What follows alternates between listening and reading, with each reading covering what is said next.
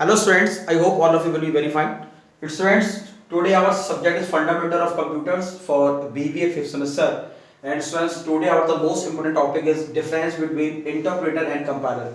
Okay students, तो student आज हम जो है इंटरप्रेटर और कंपाइलर में क्या होता है डिफरेंस आज हम जो है इसको डिस्कस करेंगे।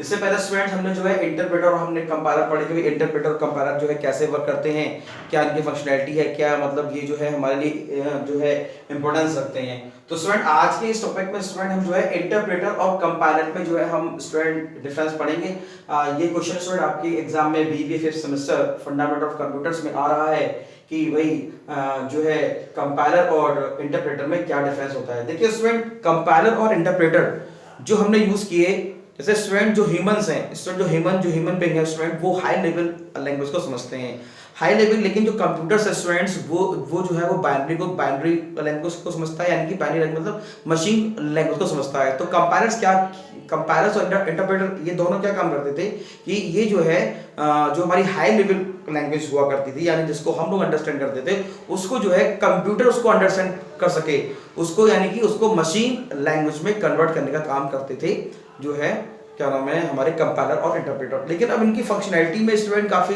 डिफरेंस है, इनके वर्किंग में और डिफरेंस है। तो स्टूडेंट उसको जो है हम आज डिस्कस करेंगे कि भाई कंपाइलर और इंटरप्रेटर में स्टूडेंट्स क्या डिफरेंस है और इनके वर्किंग में क्या डिफरेंस है। ओके स्टूडेंट्स, तो आइए स्टूडेंट करते हैं डिस्कस। तो स्टूडेंट पहले हम बात कर लेते हैं इंटरप्रेटर की। तो देखो स्टूडेंट, इसमें स्टूडेंट क्या था कि भाई इंटरप्रेटर में जो हमारा कोड है वो क्या करता था, वो उसको लाइन बाय लाइन एग्जीक्यूट करता था, और जो हमारा कंपाइलर है उसके कोड को वो पूरे प्रोग्राम को एक साथ एग्जीक्यूट करता था। ठीक है स्टूडेंट, तो उसको हम एक टेबल, हम जो है टेबल की फॉर्मेट में, टेबल फॉर्मेट में हम लिख लेते हैं ताकि मतलब आपको और अच्छे से क्लियर हो सके। ठीक है स्टूडेंट, तो interpreter translate just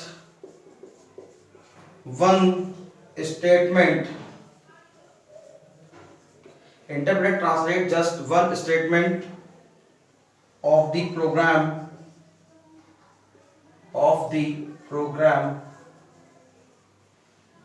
at a time into machine code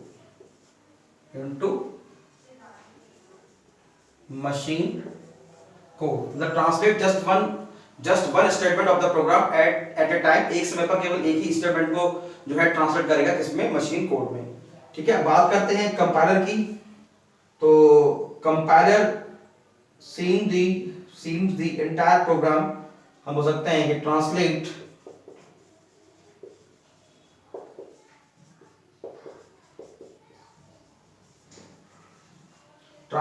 entire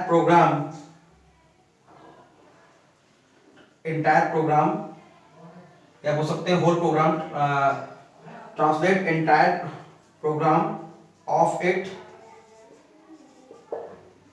into machine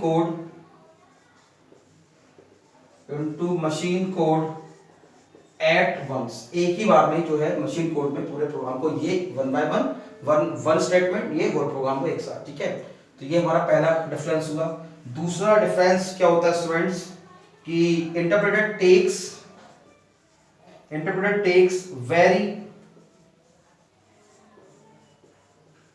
very less time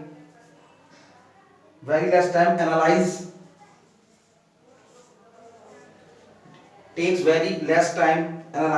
the source code. However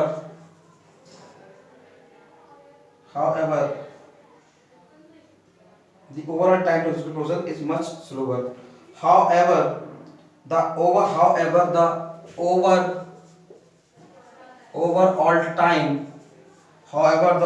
time to execute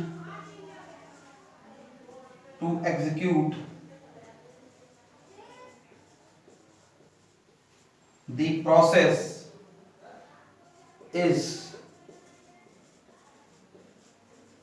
much slower. Okay, तो इसमें ये compiler takes lot of time. A compiler takes a lot of time to analyze the source code, analyze the source code. However, the overall time taken to execute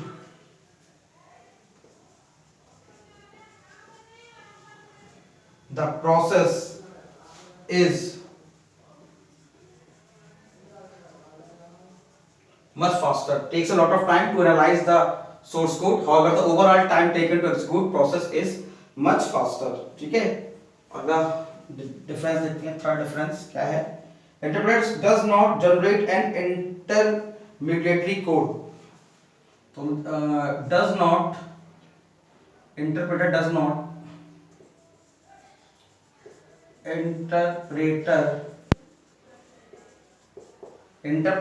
does not generate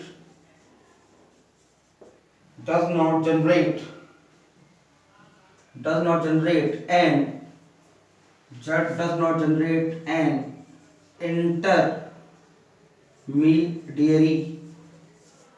intermediary code. Hence the interpreter highly efficient in terms of its memory. More memory is needed. ठीक है. तो hence an interpreter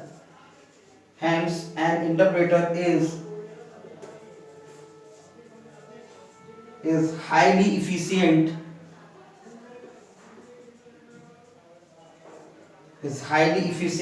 in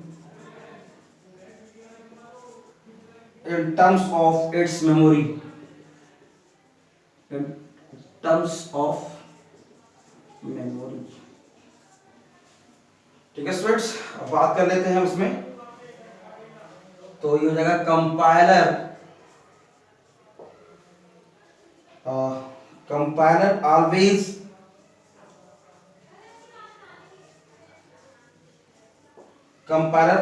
generate an intermediary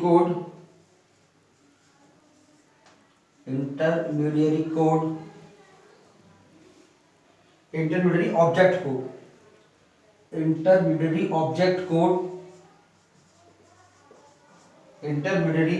code. It will be need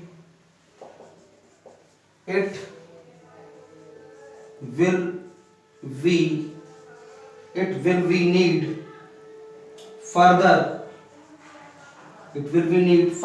linking, ताकि वो उसको दोबारा से link up कर पाए. Hence it more memory is needed. Hence more memory is needed. ठीक है स्टूडेंट्स, तो स्टूडेंट ये तीन डिफरेंस हो गए हमारे. अगला स्टूडेंट्स डिफरेंस देख लेते हैं. चौथा, keeps transition program continuously, the first error is converted at any rate spotted, it is property and looking very easy. तो इसमें स्टूडेंट क्या करता है?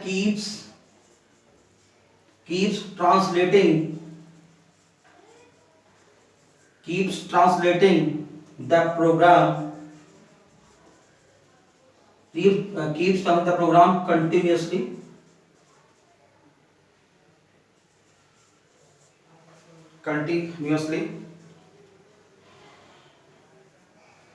till the first error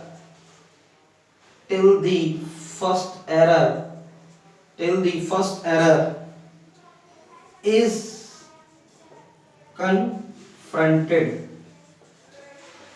So debugging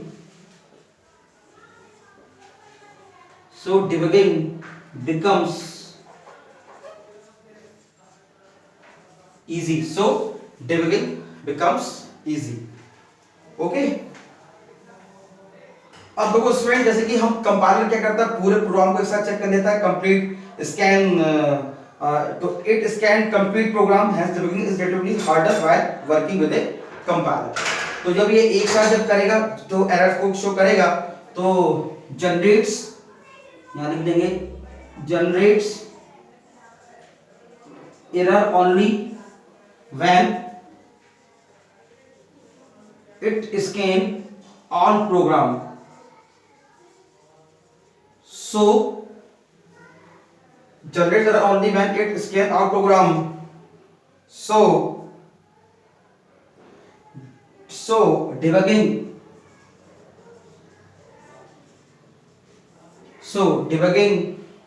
harder with a compiler।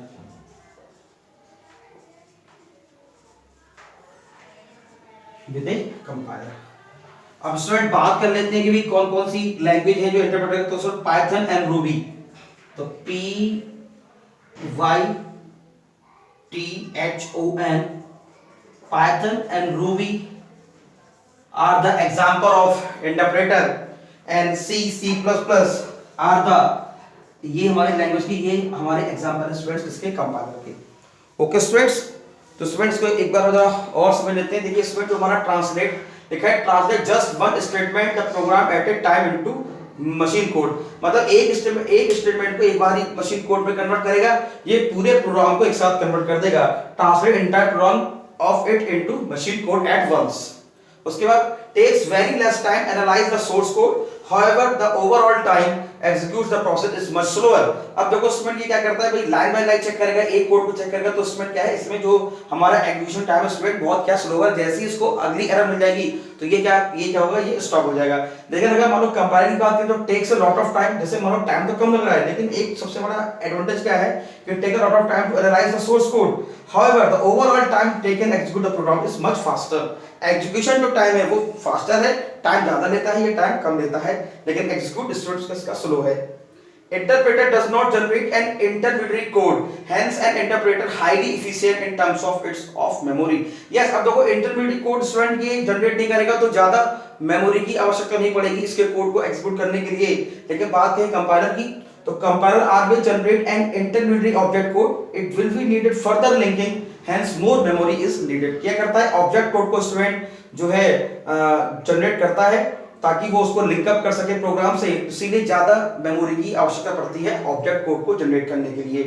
Keeps translating the program continuously till the first error is confronted, so debugging becomes easy.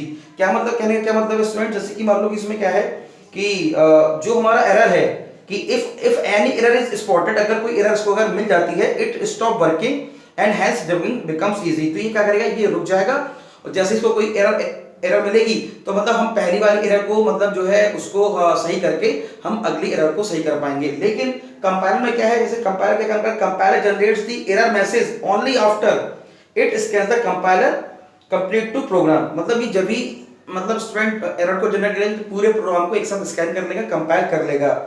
Hence debugging is harder while working with a compiler. तो that's मतलब student भाई एक साथ बहुत मान लो बहुत बड़ा code है और उस कोड को हम कंपाइलर से अगर मान लो हम उसे ट्रांसलेट करा रहे हैं तो स्टूडेंट उसमें एरर ज्यादा है तो उसको फाइंड आउट कर पाना बहुत मुश्किल है और एरर को डिबग कर पाना हार्डर है बजाय आपके इंटरप्रेटर के।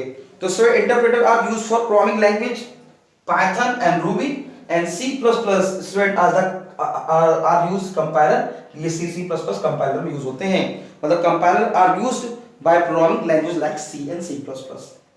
Okay student, so student these are the most important difference which we have to complete। हमने जो है अभी स्टूडेंट ये हमारा फोर्थ है, ये हमारा फिफ्थ है, जो अभी हमने कंप्लीट किया स्टूडेंट थर्ड वाला। ठीक है स्टूडेंट, तो आप इसको देखिए और स्टूडेंट देख के इसके आप स्टूडेंट्स के नोट्स बनाइए, बहुत इंपॉर्टेंट है, आपके एग्जाम में स्टूडेंट हर बार पूछा जा रहा है। Thank you very much.